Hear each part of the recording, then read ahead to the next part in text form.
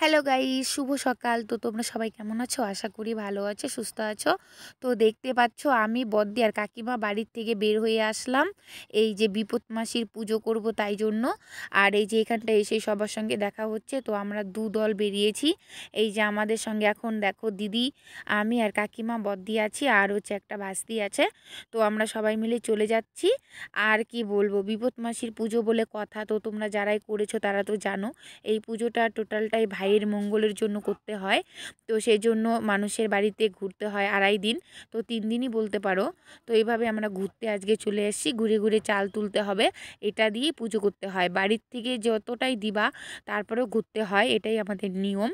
তো এসেই দেখছি এখানে একটা দেখো খৈনি গাছ, মানে তামাক পাতা, কত সুন্দর। আর এখানে হচ্ছে আলু আলু উঠানো হচ্ছে।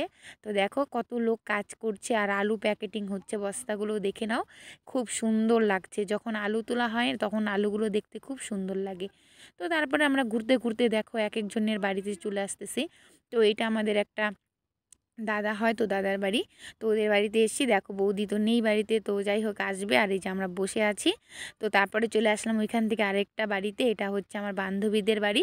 তো বান্ধবীর বাড়িতে এসে দেখো কাকিমা পান খাচ্ছে, আর এই যে পানের দেখো ফুল হয়েছে কি সুন্দর। তো পানের এরকম যে ফুল হয় বা বীজ হয় ফার্স্ট টাইম দেখেছি। আর তারপরে এই যে আমার বান্ধবী বাড়িতে সবাই একটু বসে রেস্ট করছিলাম।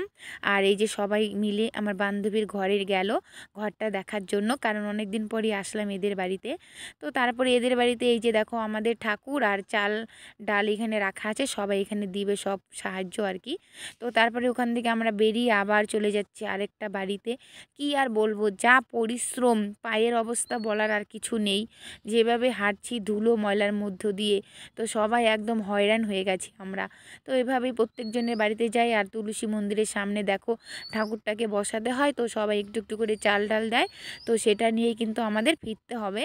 এভাবে 3টা দিন কষ্ট করে ঘুরতেই হবে। তো সবাই মিলে যাচ্ছি। তো যারা যারা আমার ভিডিওটি দেখছো অবশ্যই ফলো করো আর সম্পূর্ণ ভিডিওটা দেখো। তো গাইস দেখো দেখো আমার চটি ছিঁড়ে কি অবস্থা হয়ে গেছে। তো কি করে আমি যাব বুঝতে পারছি না বাড়িতে। তো এখনো পর্যন্ত অর্ধেক রাস্তা আমরা ফেসে গেছি, তো হাঁটতেই পারছি না, চটির যে অবস্থা। আর খালি পায়ে তো একদমই হাঁটা যাচ্ছে না, রাস্তা তো প্রচুর পাথর। তো যাই হোক অনেক কষ্টে যাচ্ছি বাড়ি। তো এখন একটু বসে আছি রাস্তাতে, তো যাব।